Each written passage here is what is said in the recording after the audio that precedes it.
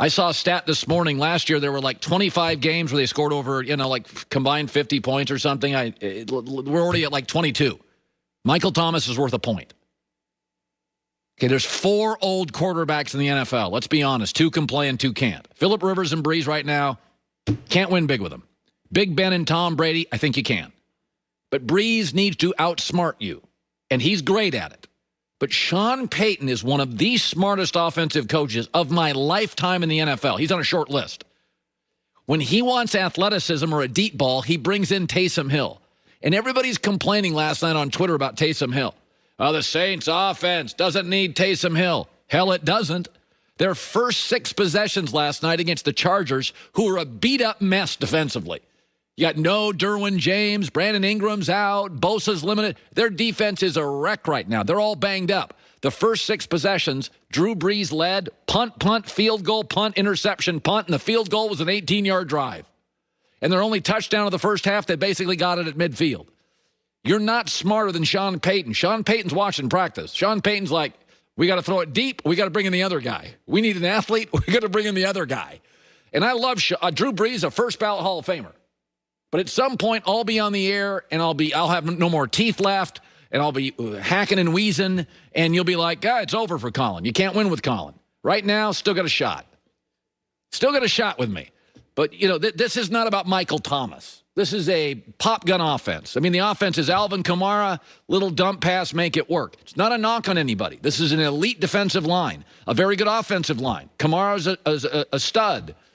But there's 4 old quarterbacks in this league, and Phillip Rivers and Drew Brees, your eyes they're not fooling you. Okay, what you're seeing is Justin Herbert. You can do a lot more with Justin Herbert. You're going to watch Josh Allen tonight. You can roll the pocket. You can throw deep, intermediate. I mean, Josh Allen and Justin Herbert are the kind of guys. Justin Herbert was getting the crap knocked out of him last night. I mean, he was throwing off balance. He was throwing while getting hit. He's got 2 offensive linemen out. He doesn't have his best running back. Keenan Allen gets hurt. And they are a field goal away from beating Drew Brees. So I don't want to hear about Michael Thomas. Great player. He's worth a point. Okay? You got 2 offensive linemen out for the Chargers. We all know what quarterbacks need. Good coach, good offensive line. That's just as valuable. Joy with the news. No. Turn on the news. This is the Herd Line News. I can still win with you, Colin. Huh? I can still win with you. Right now. I feel like this year was like your Tom Brady Falcons Super Bowl. Right? We had 5 months with no sports, so we were behind 28-3, and then we came back. But you triumphantly. You were Edelman. You made a catch. The ball was 1 inch off, and Joy swooped in and made the catch, or I wouldn't have won it without you. I appreciate that. So Dak Prescott's ankle injury Sunday brought up a lot of questions about his future in Dallas, but Stephen Jones made it clear that the team's feelings about Dak haven't changed. Jones said he's our future. He's special. If anyone can overcome anything, it will be Dak.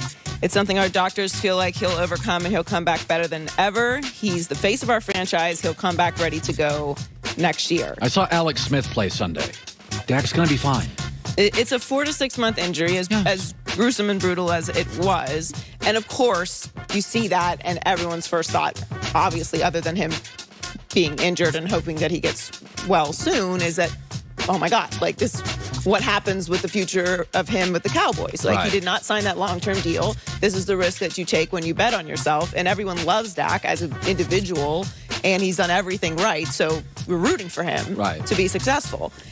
It just feels like he was going to be franchised next year anyway. So that's how I feel. Like, I feel like Mike McCarthy, they'll franchise him again, and they'll say, listen, we're going to give you $35 million again. This is in Dallas. I mean, they're likely going to win the NFC East.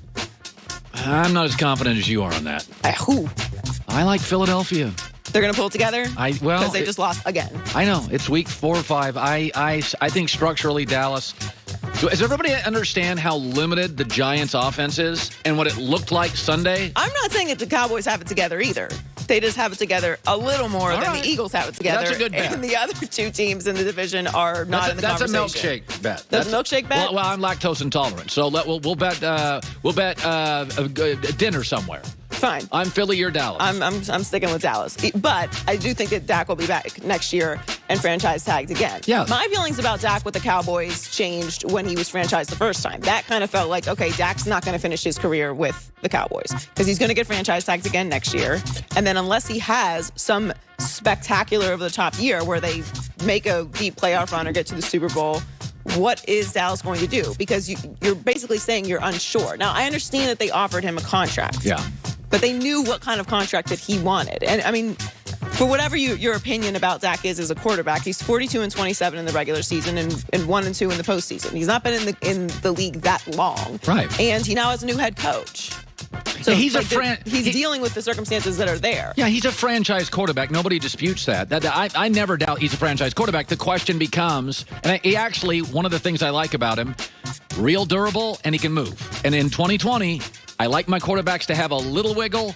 So he's a franchise quarterback. The question's going to become, and there's a Garoppolo thing where there's these bad Sundays and you're like, I can't go to 40. I can't go to 37. I'll go 29, 30. And I think he's in that sphere. And I don't disagree with you because he's not going to carry a team to the Super Bowl. Right. And their defense needs to be focused on right now. And carried. Yes, definitely. Finally, Josh Allen has led the Bills to a strong 4-0 start, and his performance this year so far has got the attention of former MVP Patrick Mahomes ahead of their Week 6 matchup. Josh has played top-notch football, MVP caliber football. So when you have the offense or defense that are both clicking like that, they're going to be a hard team for us to beat, and I'm ready for the challenge. I didn't love Josh Allen in the beginning. He was awful his first year. He was awful. He has really, really developed. I mean, honestly, that's where when I see something like that, I'm like, okay, who's his coach? Who's his coordinator? Like when a guy does boom, you're like Patrick Mahomes. Nothing against Andy Reid, but Patrick's got some gifts that are just supernatural. But in Patrick, I mean, Josh Allen wasn't a good college quarterback. Like, he was all over the map as a college quarterback. He was terrible his first year, and then you see him turn it around. He's going to get Brian Daboll a really nice head coaching job somewhere in this league. There'll be about 5 coaches fired. Because when you watch him tonight, he is now accurate. He always had a huge arm. He's accurate. He's had a tremendous development. Patrick Mahomes has things that you can watch and say, okay, no one taught him how to do that. He just Lamar. He just does it. He just has that extra Russell Wilson. magic to him. Some guys have they magic. have that it factor. Josh Allen doesn't have that to me, but he has developed so much since he's gotten in the league. Like, I can't deny it anymore. Like, he is a franchise quarterback. He's playing tremendous football. The Titans had no positive tests. So the Bills and Titans game is on for today. How great is it? What time is it on? It is at 4 Pacific, so 7 Eastern. It's early. It's all the, I love the West Coast. But Tuesday night football. I love it. Give us a lead tomorrow. Well, the Bills are favored by 3.5 according to Fox Bets.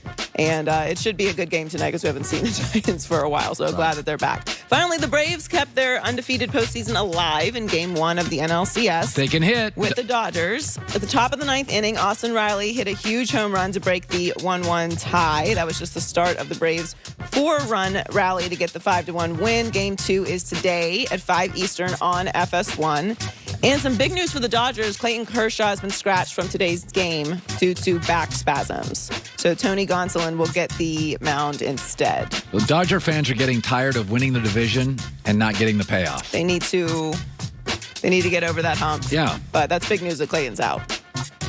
Big game today. It's not great. Yeah. Joy with the news. Well, that's the news. And thanks for stopping by. The Herd Line You know, News. it is, it's interesting. Like in basketball, if you see a talent, you're like, okay, that kid's a talent, and then he just needs coaching and everything. In football, we see this talent, and then it's so weird. We talk ourselves out of it. And like when you see Justin Herbert at Oregon, and you're like at the Rose Bowl, you're like, he's just running. Oh, he's running over Wisconsin guys. Wisconsin had a very good defense last year.